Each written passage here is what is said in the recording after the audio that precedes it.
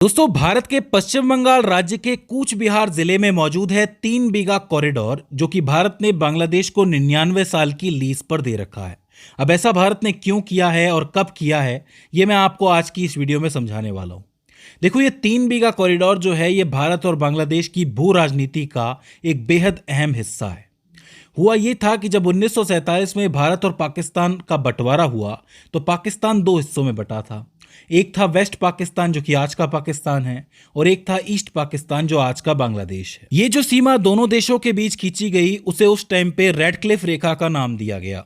साल 1971 में बांग्लादेश अस्तित्व में आया और अब ये सीमा भारत बांग्लादेश बॉर्डर कहलाए जाने लगी, जो कि लगभग 4096.7 किलोमीटर लंबी थी, जो कि दुनिया का 5वां सबसे बड़ा बॉर्डर है और भारत का सबसे बड़ा अंतर्राष्ट्रीय बॉर्डर है किसी देश के साथ। लेकिन दिक्कत ये थी कि ये बॉर्डर जितना सीधा दिख रहा था उतना सीधा है नहीं।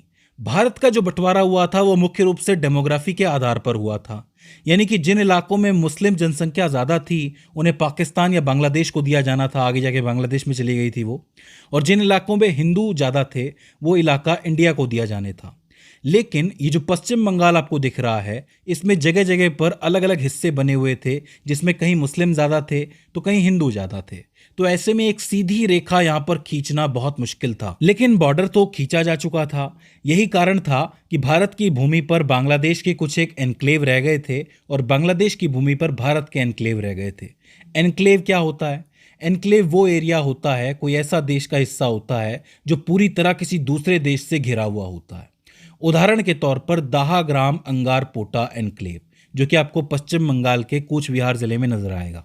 ये जो छोटा सा हिस्सा है, ये बांग्लादेश की टेरिटरी है। इस बात को ध्यान से समझ लो कि बिल्कुल सीमा के करीब है, लेकिन आप देखोगे कि इसका मेनलैंड बांग्लादेश के साथ कोई बॉर्डर नहीं है, दोनों के बीच में भारत की जमीन आ जाती है। और इन्हीं दोनों को आपस में जोड़ता है 3 बीघा कॉरिडोर, जिसकी लंबाई लगभग 178 मीटर है, चौड़ाई 85 मीटर है, कुल अनुमानित क्षेत्र लगभग 15,130 वर्ग मीटर है और इसका पूरा स्वामित्व भारत के पास है।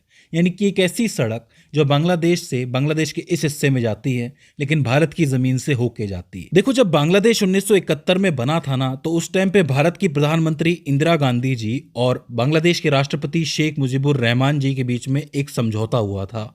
समझौता ये था कि ये दोनों इलाके बांग्लादेश के पास ही रहेंगे और इसके बदले में इंडिया को दक्षिण बेरूबारी का पूरा कब्जा मिल जाएगा। एक जगह है दक्षिण बेरूबारी, इसका पूरा कब्जा बांग्लादेश इंडिया को दे देगा। और इसके लिए भारत ने वादा किया था बांग्लादेश से कि हम आपको एक पूरा रास्ता देंगे जो कि दाहाग्राम अंगरपोटा तक जाएगा। हालांकि उस टाइम पर इस समझौते पर इंडिया में बहुत ज्यादा विरोध हुआ था। लोगों का मानना था कि अपनी जमीन का हिस्सा दूसरे देश को देना एकता के खिलाफ है। यही कारण है कि यह मामला सुप्रीम कोर्ट में चला गया था और करीब 16 साल तक अड़चने चली। साल 1990 में सुप्रीम कोर्ट ने एक बड़ा फैसला सुनाया था। उन्होंने ये कहा था कि ये ज़मीन जो है लीज पर दी जा रही है, कोई बेची नहीं जा रही है। एक छोटा सा हिस्सा लीज पर दिया जा रहा है कि हाँ भाई, तुम्हारी जो आवाजाही है वो इस इलाके से हो सकती है और इस इलाके के आसपास इंडियन आर्मी तैनात रहेगी। ये सिर्फ एक अंतर्राष्ट्रीय सुविधा के रूप में देखा जाए, ना कि इसको बांग्लादेश की भूमि कहा जाएगा। किसे? कॉरिडोर को। याद रखना, दाहाग्राम बंगार पोटा तो बांग्लादेश की ही भूमि है, लेकिन ये कॉरिडोर इंडिया की भूमि है, जो एक सुविधा के रूप में इंडिया ने बांग्लादेश को दे रखी है। तो आप इस कॉरिडोर की 3 बीघा कॉरिडोर की डेट्स को 4 पॉइंट्स में याद रख सकते हो। पहला तो ये कि लैंड बाउंड्री एग्रीमेंट पहली बार 16 मई 1974 को प्रपोज किया गया कि भाई यहाँ पर एक कॉरिडोर हो सकता है। तो उसका प्रस्ताव कब रखा गया? 16 मई 1974 को। 1982 में फिर से ट्राई किया गया, लेकिन फेल हो गया राजनीतिक कारणों की वजह से। 26 जून 1992 को इसको पहली बार खोला गया था 6 घंटे के लिए, मतलब रोज के सिर्फ 6 घंटे के लिए खोला गया था। 6 घंटे में आवाजाही हो जाए तो ठीक है, उसके बाद बंद कर दिया जाएगा। 1996 में इसको 12 घंटे कर दिया गया कि भाई 12 घंटे के लिए खुला रहेगा। और सितंबर 2011 में शेख हसीना और डॉक्टर मनमोहन सिंह के बीच में एक समझौता हुआ, जिसमें इस कॉरिडोर को बांग्लादेश को लीज पर दे दिया गया 99 सालों के लिए, और उसके बाद से ये रास्ता 24 घंटे के लिए खुला ही रहता है। 24 घंटे इसके ऊपर आवाजाही हो सकती है। तो आप इसको एक क्रम के रूप में 4 पॉइंट्स को याद रख सकते हो। अब बात करते हैं कूच बिहार जिले और 3 बीघा कॉरिडोर की भौगोलिक विशेषताओं के बारे में, जो ज्योग्राफिकल कंडीशंस हैं जहां से ये कॉरिडोर गुजरता है उसके बारे में। तो देखो, यहाँ की जमीन की बनावट ऐसी है कि समतल इलाका है, हल्की सी ढलानें देखने को मिलेंगी। जलोढ़ मिट्टी यहाँ पर मौजूद है, इसलिए ये जगह जो है खेती के लिए बहुत अच्छी है। और साथ ही यहाँ पर थोड़ी बहुत मिट्टी की समस्या भी है।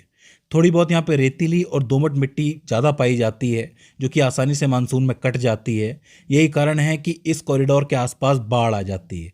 हर साल बाढ़ का खतरा देखने को मिलता है यहाँ पर। इसके अलावा यहाँ की जलवायु की बात करोगे तो भारी बारिश यहाँ पर होती है, खासकर जून से अक्टूबर के बीच में देखने को मिलती है। इसी कारण नदियाँ उफान पर रहती है और पूरा इलाका जलमग्न हो जाता है। तापमान की बात करोगे तो सर्दियों में बहुत ठंड पड़ती है, यहाँ पर 5 डिग्री सेल्सियस तक चला जाता है। और गर्मियों में काफ़ी गर्मी पड़ती है, 37 डिग्री सेल्सियस तक जाता है। इसके अलावा तीस्ता का प्रभाव यहाँ देखने को मिलता है। मुख्य नदी की हम बात कर लें तो तीस्ता यहाँ पे बहुत महत्वपूर्ण है। ये जो है मैखलीगंज से होते हुए बांग्लादेश में प्रवेश करती है और मैखलीगंज के अंदर ही ये कॉरिडोर मौजूद है। अब चूंकि तीस्ता नदी अक्सर अपना रास्ता बदलती है, यही कारण है कि यहाँ पर अंतर्राष्ट्रीय सीमा को सही सही पहचानना मुश्किल हो जाता है। अक्सर बहुत सारा पानी भर जाता है, नदी बहुत ज़्यादा बाढ़ ले आती है, तो अंतर्राष्ट्रीय सीमा रेखा में कन्फ्यूजन पैदा होता ही रहता है। इस जगह एक प्रॉब्लम यह है कि यहाँ पर घुसपैठ की चुनौतियाँ बहुत ज़्यादा है। असल में होता यह है कि चूंकि इस जगह को लीज पर दिया जा चुका है, इसी वजह से भारतीय जवान जो बीएसएफ के जो जवान लगे हुए होते हैं, वो बांग्लादेशी नागरिकों की वैसी कड़ी तलाशी या पासपोर्ट की चेकिंग नहीं कर सकते जैसी वो अंतर्राष्ट्रीय बॉर्डर पर करते हैं। इसे सुरक्षा के लिए एक बड़ी चुनौती माना गया है। इसके अलावा 2024-25 में बांग्लादेश ने अंदरूनी हालत खराब हुई है। यही कारण है कि यहाँ पर आंतरिक घुसपैठ का खतरा बढ़ गया है। तीसरी दिक्कत यह है कि चूंकि ये इलाका नदी से घिरा हुआ है, तो यहाँ पर बाड़ लगाना मुश्किल है। जो फेंसिंग होती है वो लगाना मुश्किल होती है। यही कारण है कि इसका फायदा उठाकर घुसपैठिए अंदर घुसते हैं। इसके अलावा इस रास्ते का इस्तेमाल पशु तस्करी और जाली नोटों के लिए भी किया जाता है, इसलिए ये इलाका और खतरनाक हो जाता है। यही कारण है कि यहाँ पर सुरक्षा के इंतज़ाम अब कड़े से कड़े किए जा रहे हैं, ज़्यादा से ज़्यादा निगरानी की जा रही है। और इस वक्त की स्थिति तो आप जानते ही हैं कि बांग्लादेश में कैसी बनी हुई है, तो ऐसे में तनाव की स्थिति है, तो सुरक्षा ज़्यादा करनी होगी। अब आखिर में मैं आपको भारत के और बांग्लादेश के अन्य एनक्लेव्स के बारे में भी बता देता हूँ। जैसे ये तो सिर्फ एक ही एनक्लेव है, दहाग्राम वाला। इसके अलावा भारत के बांग्लादेश के अंदर लगभग 111 एनक्लेव थे। मतलब ऐसी छोटी छोटी भूमियाँ थी जो बांग्लादेश के अंदर मौजूद थी, वो भारत की थी। और बांग्लादेश के भारत में 51 एनक्लेव थे। लेकिन 6 जून 2015 को प्रधानमंत्री नरेंद्र मोदी जी की बांग्लादेश की यात्रा हुई थी। इस यात्रा में उन्होंने एक समझौते पर अंतिम मोहर लगाई थी। इस मोहर के तहत जो भारत ने अपने एनक्लेव थे वो बांग्लादेश को दे दिए थे, और बांग्लादेश के जो एनक्लेव थे वो भारत को मिल गए थे, इस दहाग्राम वाले एनक्लेव को छोड़कर। इसमें हुआ ऐसा कि भारत ने अपनी 17,160 एकड़ जमीन बांग्लादेश को दे दी, और बांग्लादेश ने अपनी लगभग 7,110 एकड़ जमीन भारत को दे दी, जिससे भारत को लगभग 10,050 एकड़ जमीन का नुकसान हुआ। हालांकि इसमें एक बात ध्यान देने वाली है कि इन एनक्लेव में जितने भी लोग रहते थे, जैसे बांग्लादेश की भूमि पर भारत के एनक्लेव थे, वहाँ भारत के लोग रहते थे, लेकिन वो जो है बुनियादी सुविधाओं के लिए तरसते थे। जैसे बिजली, अस्पताल, स्कूल जैसी सुविधाएं उनको कैसे पहुंचाई जाए, वही दिक्कत बांग्लादेश को भी हो रही थी। ऐसे में दोनों देशों ने शांति बनाए रखने के लिए एक दूसरे के एनक्लेव दे दिए। हालांकि इससे भारत को ज़मीन का नुकसान ज़रूर हुआ, लेकिन आगे की शांति के लिए फैसला ज़रूरी था। मेरे हिसाब से इसके अंदर एक गड़बड़ जो हो गई वो ये थी कि ये जो दहाग्राम अंगारपोटा एनक्लेव है, उसको इस सौदे से बाहर रखा गया। इसको भी भारत को क्लेम करना चाहिए था और अपने पास रखना चाहिए था, क्योंकि अभी भी दहाग्राम अंगारपोटा एनक्लेव बांग्लादेश की टेरिटरी है और 3 बीघा बॉर्डर अभी भी उसको लीज पर दिया गया है।